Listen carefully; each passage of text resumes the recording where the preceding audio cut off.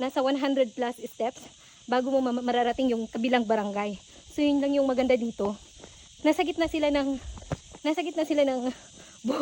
ng bundok, pero meron silang tubig, sagana sila sa tubig. Hello guys, welcome dito sa Little Baguio.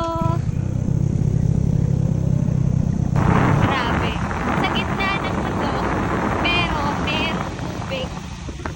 Mga kaate, ipapakita ko sa inyo kung gaano ka ganda at kasagana ang tubig dito sa Barangay Igabas, dito sa Little Baguio. As in, sa gitna sila ng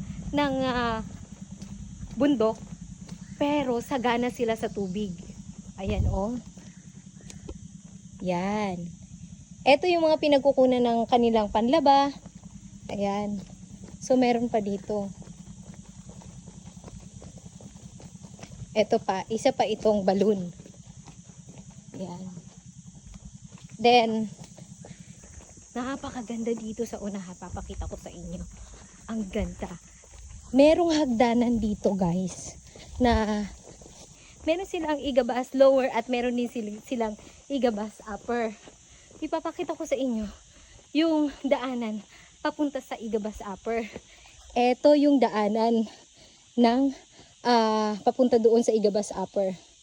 So steps, I think nasa 100 plus steps bago mo mararating yung kabilang barangay.